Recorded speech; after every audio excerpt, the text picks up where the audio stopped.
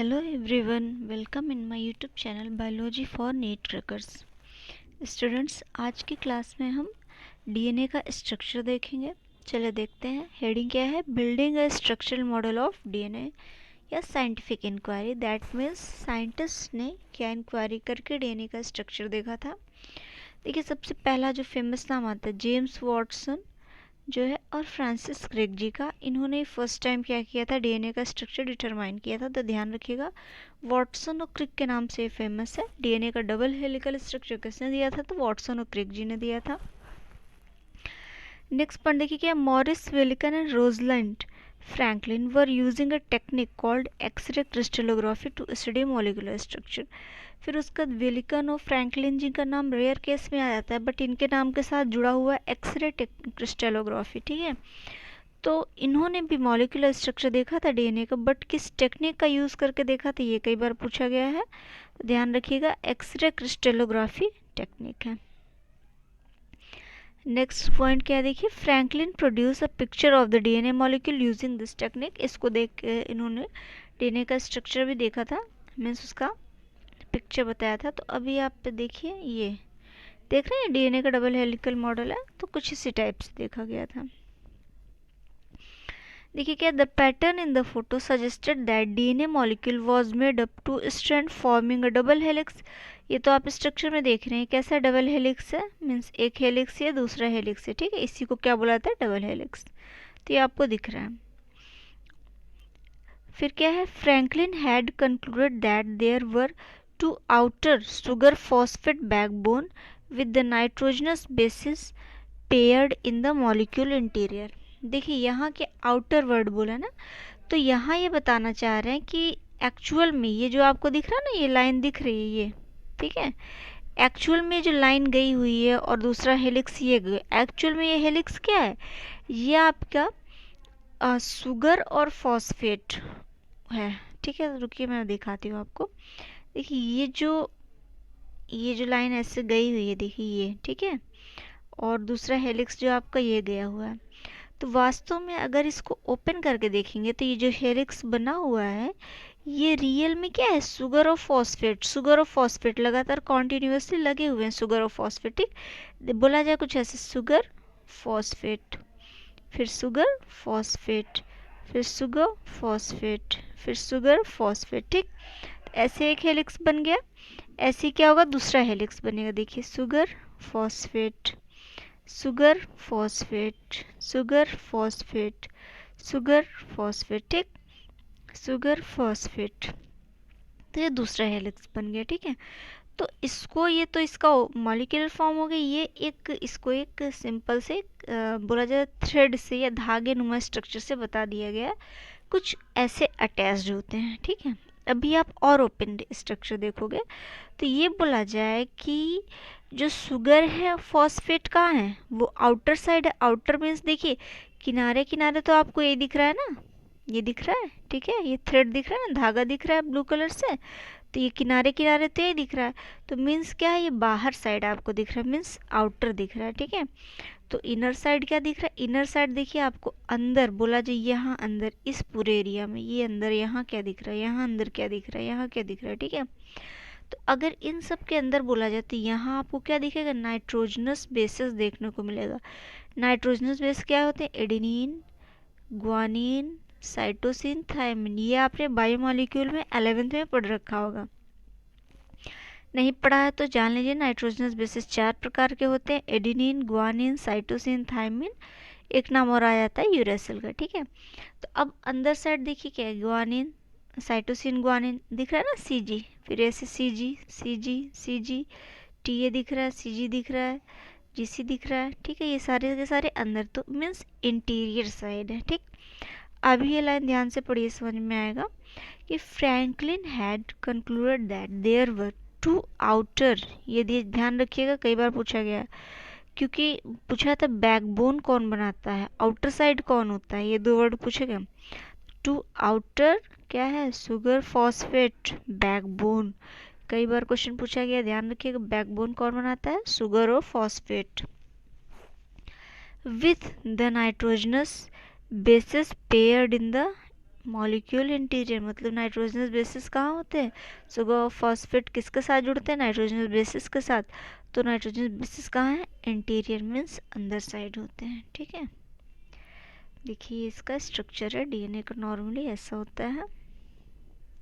और यहाँ बताया गया है कि जब एक जैसे कि यहाँ पे डीएनए स्टार्ट हुआ है, फिर एक राउंड अप होकर जब अगला ये एक पूरा टर्न अपना कंप्लीट किया है, तो कितना वो टर्न होता है, मीन्स यहाँ से यहाँ तक की हाइट बता दी गई कितनी, 3.4 नैनोमीटर। ठीक है, और दो नाइट्रोजनस बेसिस का डिस्टेंस बताया गया, देखिए यहाँ पे क्या है, 0.34 नैनोमीटर, मीन्स टी और ए एक नाइट्रोजन बेस से अगला तक आने की कितना है, 0.34 नैनोमीटर, ध्यान रखिएगा।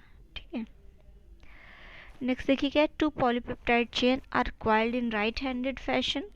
आप देख रहे हैं इस फैशन में इसको राइट हैंडेड डीएनए बोलेंगे। दो चेन से जो क्वाइल्ड हैं, पिच जो है हेलिक्स का 3.4 नैनोमीटर होता है, number of base pair in each turn 10। Base pair का मतलब कि इतने टर्न में टोटल कितने बेस पेयर होते हैं, 10 होते हैं। कितने होते हैं, 10 होते हैं। ठीक है, ऐसे यहाँ भी 10 होंगे, यहाँ भी 10 होंगे, तो जितनी बार वो टर्न करेगा उसमें क्या होंगे, 10 बेस पेयर देखने को मिल जाएंगे।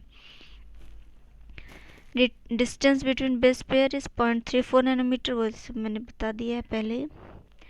देखिए ये जो स्ट्रक्चर है ये ओपन स्ट्रक्चर है। ओपन स्ट्रक्चर मीन्स क्या, इसका भी ओपन स्ट्रक्चर, इसी को आपने देखा था ना। अभी यहाँ से देखिए आपको ये क्या है, आपको ये फॉस्फेट है, क्या है, फॉस्फेट है। ठीक है, और ये जो है ये क्या है, आपका शुगर है। ठीक, देखिए एक फॉस्फेट एक शुगर, फिर फॉस्फेट फिर शुगर, फिर फॉस्फेट फिर शुगर, फिर फॉस्फेट फिर शुगर। ठीक, इसी को आप कैसे बना दीजिए, ऐसे बना दीजिए, सिंपल सी बात है। ठीक, और फिर देखिए ये आपने बना दिया, ये चीज़ आपने, ये जो बना रखा है आपने, ये क्या बना रखा है, इसको बना रखा है आपने। ओके, ठीक, उसके बाद ऐसे ही इधर भी देखिए, sugar phosphate, sugar phosphate, sugar phosphate, sugar phosphate, देख रहे हैं, इसको भी आप ऐसे बना दीजिए। ठीक, तो इतने को आप कैसे बना रहे हो, ऐसे बना रहे हो। ठीक है, तो एक हेलिक्स ये हो गया, दूसरा हेलिक्स ये हो गया। ठीक, अब आप देखो, आपने दो हेलिक्स बना लिया, उसके बाद देखिए क्या है, आप अंदर देखिए क्या है, ये है आपका क्या, नाइट्रोजनस बेसिस, देख रहे हैं, T A ji C, C ji A T.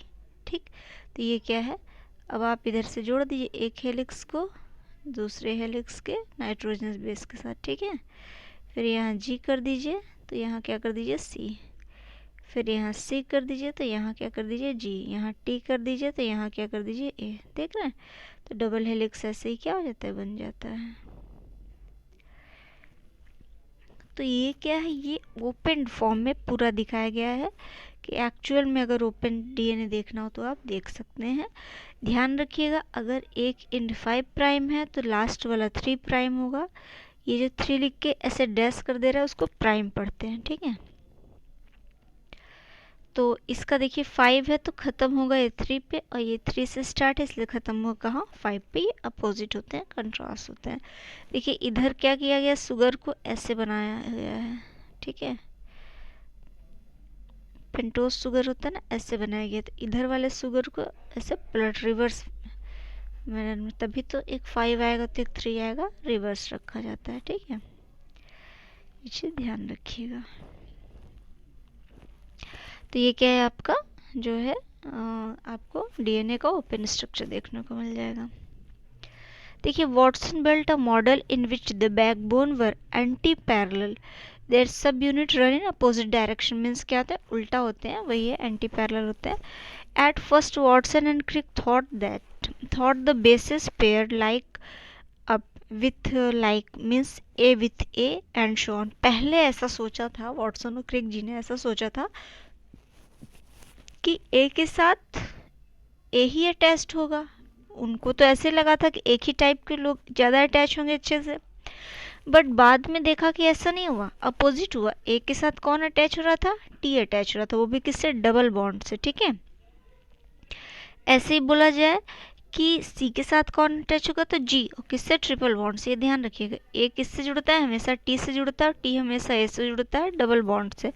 Means ये डबल बॉन्ड क्या, दो हाइड्रोजन बॉन्ड से। ठीक है, ऐसे ही क्या होता है, जी हो या सी हो, एक दूसरे से अटैच होते हैं, वो भी किससे, ट्रिपल बॉन्ड से, तीन हाइड्रोजन बॉन्ड से। ये लर्न कर लेना चाहिए आपको, जनरल वे है, सभी को पता होता है, नहीं पता है तो आप पता होना चाहिए। देखिए, instant pairing a purine with a pyridine result a uniform width consistent with X-ray data. खैर प्यूरिन pyridine देखिए, एडेनिन ग्वानिन ये क्या है आपके, प्यूरिन है। साइटोसिन थायमिन ये क्या है, pyridine है। तो बाद में देखा गया, पहले तो ये बात सोचते थे ना, प्यूरिन क्या एडेनिन है, means purine purine means adenine adenine attach हो जाएगा, ऐसा पहले सोचा जाता था। बट बाद में देखा गया नहीं, प्यूरिन के साथ कौन अटैच हो रहा है, पिरिडमिन। पिरिडमिन मीन्स ए के साथ कौन अटैच हो रहा है, टी, और जी के साथ कौन अटैच हो रहा है, सी। तो प्यूरिन प्यूरिन से ना अटैच हो, किससे अटैच हुए हैं, पिरिडमिन से अटैच हुए हैं। ठीक है,